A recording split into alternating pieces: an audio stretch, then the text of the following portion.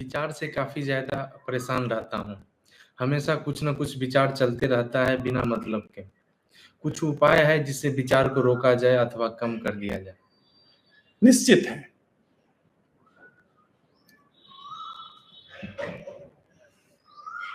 निश्चित एक उपाय है जो अचूक है।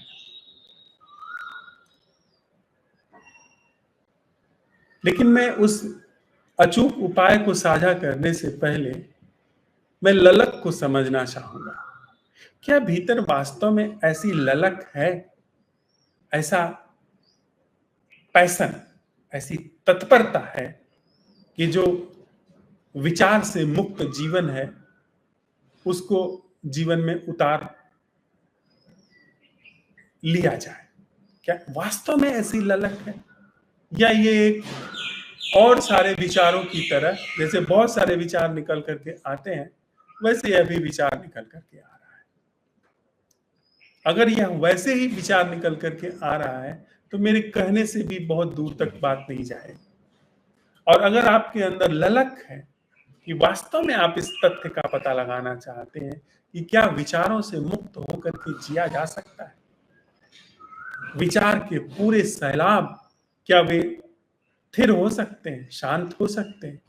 क्या एक ऐसा जीवन जो कि मौलिक रूप से चुप है, मौन है, उसको जीवन में अवसर दिया जा सकता है?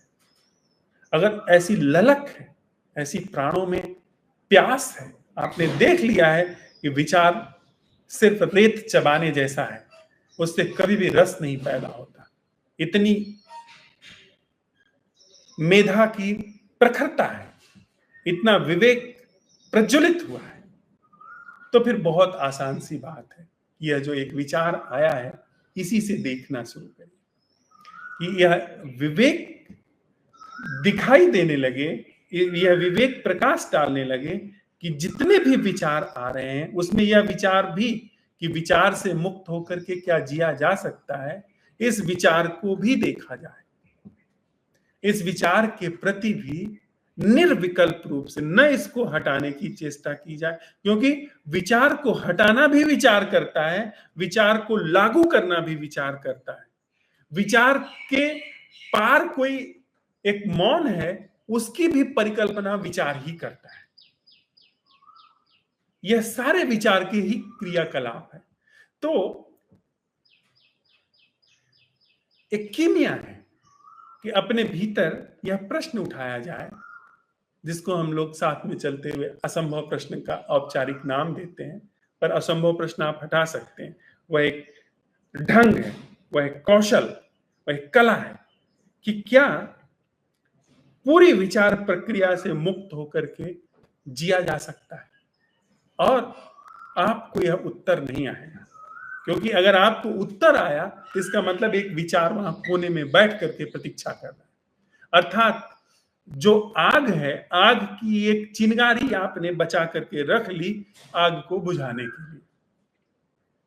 विचार का एक अंश आपने रख लिया विचार मुक्ति दशा को परसीव करने के लिए, जो कि नहीं हो सकता है, जो कि धर्म ही नहीं है, जो कि नियम ही नहीं है। तो आप प्रश्न उठाएं अपने भीतर कि क्या ऐसा संभव है कि विचार से मुक्त जीवन का पता लग सके, का विचार से मुक्त जीवन जिया जा सके? आपको उत्तर नहीं आएगा, ना आप उत्तर के लिए प्रतीक्षा कर रहे हैं, पर यह प्रश्न सारे विचार प्रक्रिया को एक साथ आलोकित कर देगा और आप धीरे धीरे पाओगे कि विचार क्षीण होने लगे। विचार निश्चित समाप्त हो सकते हैं, उनकी जब जरूरत हो तभी वे एक्टिव हो सकते हैं, लेकिन एक जो हमारे अंदर भ्रम काम करता है कि हम विचार मुक्त दशा का आनंद लेंगे, वह कदापि संभव नहीं। अगर आप ऐसी किसी परिकल्पना में रह रहे हैं कि मैं विचार शून्य हूं, तो आप एक विचार शून्य नामक विचार जी रहे हैं। आप अगर ऐसी परिकल्पना में हैं, ऐसी परिकल्पना का आवाहन कर रहे हैं कि आप मौन हो चुके हैं, आपको विचार नहीं आते जाते हैं, तब आपने अपने को कस्टमाइज कर लिया है, काट छांट कर लिया है, अपने को बहुत दमित कर लिया है। आपका मन, आपका चित्त बहुत ज्यादा बंधा हुआ, कसा हुआ और चोटिल चित्त होगा। आपके जीवन में धीरे धीरे और शोक गहन होने लगेगा, क्योंकि वह चित्त और भी विकल होने लगेगा अपने पुराने ढर्रे पर आने के लिए।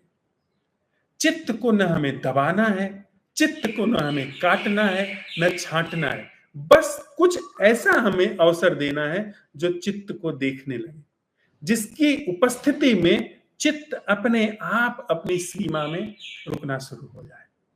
और वह सिर्फ एक चीज है, ध्यान। ध्यान आप कर नहीं सकते हैं, ध्यान का आप आयोजन नहीं कर सकते हैं, ध्यान की कीमिया को आप माइंड से प्रोसेस नहीं कर सकते। हाँ, ललक अगर आपके अंदर है इसका पता लगाने की, तो तत्क्षण आप पाएंगे कि जीवन में ध्यान नाम की घटना घट रही है। आप जब ये सवाल उठाते हैं कि क्या ऐसा जीना संभव है जिसमें विचार की कोई भूमिका नहीं है, क्या ऐसा जीना संभव है जिसमें मैं की कोई भूमिका नहीं है, आपने अपने भीतर अपने को भरपूर बिना कोई हिस्सा छोड़े अपने को समेट दिया। और जब आप सिमट जाते हैं, आपकी लिमिट हो जाती है, तो चारों तरफ से फिर जागरूकता आपके जीवन में सघन होने लगती है। वह मौन जो विचार से मुक्त है, जिसको विचार कभी नहीं जान सकता, जिसको मन कभी नहीं जान सकता, वह जीवन में उतरना शुरू हो जाएगा। बस।